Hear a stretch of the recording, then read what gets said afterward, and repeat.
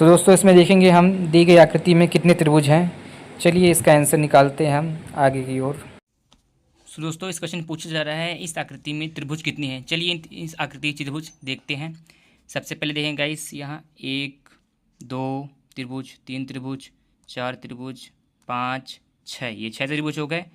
और ये पूरा सर्कल 7 और ये पूरा सर्कल 8।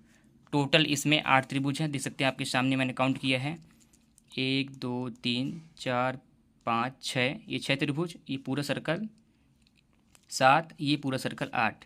कुल मिला के इसमें 8 त्रिभुज है। इसका आंसर। सो दोस्तों यहाँ पे देखते हैं हम श्रृंखला को पूरा करना है। दोस्तों यहाँ पे देख सकते हैं आप 35 38 43 50 59। इसके आगे क्या आएगा, चलिए इसको आंसर में देखते हैं। इसका आंसर निकालते हैं। पूछा गया है श्रृंखला को पूरा करें। तो दोस्तों इसमें 35 है, 38 है, 43 है, 50 है, 59। चलिए अब इसका आंसर निकालते हैं। सबसे पहले दोस्तों इसके बीच इसके बीच कितने अंतर है, इसके बीच कितना अंतर है, इसके बीच और इसके बीच, और जो अंतर होगा वो आगे ही बढ़ेगा। तो दोस्तों हम यहाँ पाएंगे 35 से 38 के बीच आपको मिल जाएगा, देख सकते हैं यहाँ पे आपको +3 का अंतर मिल जाएगा। 35 3 38, 38 और 43 के बीच आपको अंतर मिल जाएगा +5 का। देख सकते दोस्तों यहाँ 2 फिर बढ़ गया। और 43 और 50 के बीच आपको अंतर मिल जाएगा +7 का। 50 और 59 के बीच आपको अंतर मिल जाएगा +9 का। जैसे दोस्तों यहाँ देख सकते हैं 3 के बाद 2 बढ़ा 5, 5 में 2 बढ़ा 7, 7 में 2 बढ़ा 9, और 9 में 2 बढ़ेगा तो यहाँ आपको मिल जाएगा 11 का अंतर। तो 59 और 11 हो जाएगा आपका 70। जैसे तो ये श्रृंखला ऐसे बढ़ेंगी दोस्तों। यहाँ पे कितना अंतर आपको देखना है, पहले तो 3 का अंतर है, फिर 5 का, फिर 7 का, फिर 9 का, 9 प्लस हुआ, फिर जैसे 9 प्लस हुआ फिर 11 प्लस कर देंगे। कैसे दोस्तों, यहाँ 3 जैसे आगे बढ़े तो हम 2 स्टेप आगे बढ़ गए। 3 में 2 जुड़ा, 5 का अंतर बन गया, इसमें 2 जुड़ा, 7 का अंतर, इसमें जो 9 का, इसमें भी 2 जुड़ेगा, 11 का अंतर। तो इसका जो गैप है यहाँ, इसका आंसर होगा 70। तो इसके ऑप्शन में गाइस है 62 70 68 78। तो यहाँ आपका आंसर हो जाएगा 70, इसका आंसर हो जाएगा 70, इसका आंसर आपको मिल जाएगा। सो दोस्तों ये है इस क्वेश्चन का आंसर। सो दोस्तों यहाँ प्रश्न स्थान के स्थान पे हमें आंसर ढूंढना है। एन है या में एफ है, एन है, एस पी एस डब्ल्यू, इसके आगे क्या आएगा, चलिए दोस्तों आंसर में देखते हैं। दोस्तों ये भी जनरल इंटेलिजेंस और रीजनिंग क्वेश्चन है, एसएससी रीजन पूछा गया था। सो इसमें क्या है, श्रृंखला को पूरा कर, जहाँ क्वेश्चन मार्क लिखा हुआ है। ये क्वेश्चन है MFT NIS PLQ SON WRJ, इसके बाद क्वेश्चन मार्क है। इसके बाद कौन सा वर्ड आएगा, इससे चलिए हम इसके आंसर पता करते हैं। तो आ जाते हैं आंसर की ओर। तो दोस्तों बड़ा ही सिंपल क्वेश्चन होता है, जिसमें इसे थोड़ा सा लॉजिक लगाना पड़ता है। जैसे कि M के बाद N में कितनी गैप है, N के बाद P में कितना है, P के बाद S में कितना है, S के बाद W में कितना है, जो आएगा वो आगे बढ़ जाएगा। वैसे ही सेम इसी प्रकार F में I में कितना गैप है, L में कितना गैप है, S में O में कितना गैप है, R में कितना गैप है। यहाँ पे T में, S में, Q में, N में और J में वही प्रकार वो आगे बढ़ जाएगा।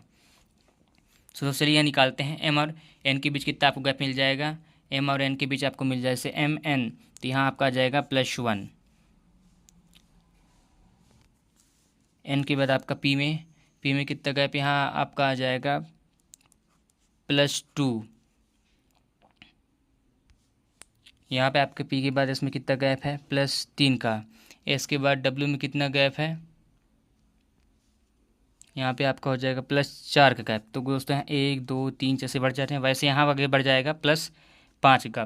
तो पहले वर्ड में आ जाएगा +5 का वर्ड है, तो आ जाएगा दोस्तों यहाँ पे आपको दिमाग लगाना है। W के बाद आ जाएगा दोस्तों X Y Z, उसके बाद आपके आगे बढ़ जाएगा A और B, तो यहाँ हो जाएगा B। तो यहाँ आपका आ जाएगा पहले लेटर में आ जाएगा B। जब आप दूसरे लेटर के हो जाते हैं F से I के बीच कितना गैप है, F से I के बीच आपको गैप मिल जाता है +3 का। I से L के बीच आपको भी मिल जाता है +3 का गैप। L से O के बीच भी आपको मिल जाता है +3 का गैप। O से R के बीच में मिल जाता है +3 का गैप, और R से भी इसके बनेंगे +3 का गैप। तो R के बाद आपको बनना है +3 का गैप, तो यहाँ हो जाएगा STU, तो यहाँ आ जाएगा U। इसका आंसर सेकंड का आ जाएगा U लेटर। और थर्ड की ओर आ जाते हैं T की और S के बीच कितना गैप है दोस्तों, T और S के बीच आपको गैप मिल जाता है -1 का। और S और Q के बीच -2 का गैप मिल जाता है आपको।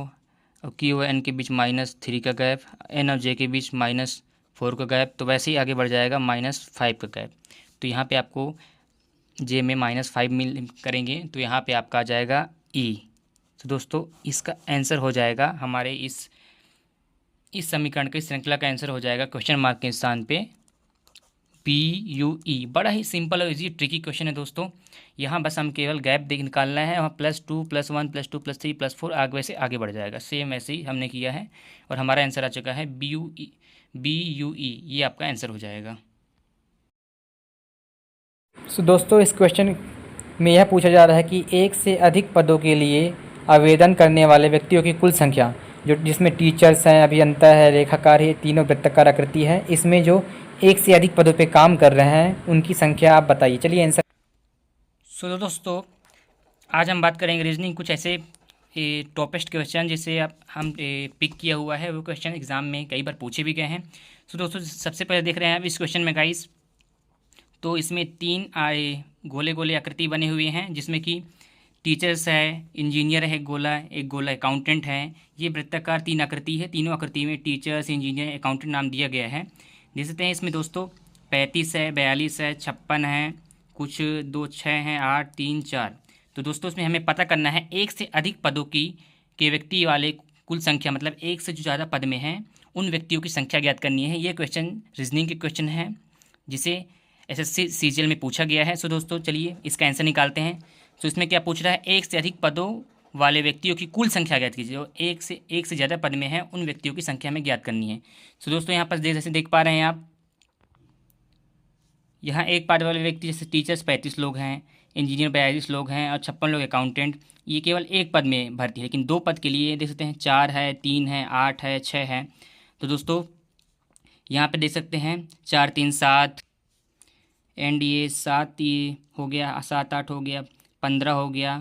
देन इसके बाद 15 6 21, टोटल यहाँ 21 लोग जिन्होंने तीनों पदों में अपनी संख्या को दर्शाया है। सो दोस्तों इसका आंसर हो जाएगा 21 व्यक्ति हैं जिन्होंने एक से अधिक पदों में इन्होंने क्या की है, भाग लिया है। एक से जैसे 4 3 8 6, तो इनका योग करेंगे तो इनका योग हो जाएगा टोटल 21। 4 3 8 6 ये हो गए, ये एक से अधिक पदे वाले व्यक्ति हैं, इनकी कुल संख्या हो गई 21। ये दोस्तों इसका आंसर हो गया, जो कि रीजनिंग क्वेश्चन में ऐसा पूछा गया था SSC CGL के एग्ज़ामों में। सो दोस्तों इस टाइप से इसका आंसर हो गया। अब चलते हैं नेक्स्ट क्वेश्चन की ओर। तो दिए गए समीकरण में हमें प्लस माइनस और गुणे और भाग को आपस में बदलकर इसका आंसर ज्ञात करना है। चलिए इसका आंसर में देखते हैं। सो दोस्तों जो ये रीजनिंग क्वेश्चन दिया हुआ है 321 - 371 भागे 22 धन 216 गुणे 6 बराबर, इस समीकरण को हमें सॉल्व करना है। यहाँ ये बोला गया है, यहाँ हमें प्लस माइनस को आपस में चेंज करना है और भाग को गुणे को चेंज करना है। सो क्वेश्चन की ओर जाते हैं। यहाँ पे आप 321 माइनस है तो यहाँ प्लस आ जाएगा, भाग है तो यहाँ गुणा आ जाएगा, प्लस है तो माइनस, गुणा है तो भाग। इस तरीके से हमने क्वेश्चन को चेंज कर दिया है इसके अकॉर्डिंग। चलिए अब इसको सॉल्व करते हैं। सो दोस्तों चलिए अब इसको आगे बढ़ाते हैं। तो दोस्तों यहाँ आपको ये 321 का 321 आ जाएगा। देन उसके बाद दोस्तों यहाँ 371 गुणे 22, तो इसका आज आपको निकाल लेना है, इसका आ जाएगा 8162। देन दोस्तों इसके बाद ये आ जाएगा, माइनस का चिन्ह आ जाएगा, एंड इसके बाद ये आ जाएगा 6 से 216 का भाग देंगे तो यहाँ आपका आंसर आ जाएगा 36। देन अब आगे बढ़ते समीकरण की ओर आगे आ जाएंगे। आपको यहाँ आपको मिल जाएगा 321 धन 8162, तो यहाँ आपका हो जाएगा, उससे पहले आपको इसको घटा लेना है 36 को, 8162 में 36 को घटाएंगे तो यहाँ आपका आंसर आ जाएगा 8126। दिन इन दोनों का योग हो जाएगा 8400। ये देखिए आपके सामने 6 1 7 2 2 4 3 1 4, ये 8, ये इसका आंसर हो गया। तो दोस्तों इस समीकरण का ये हल हो गया।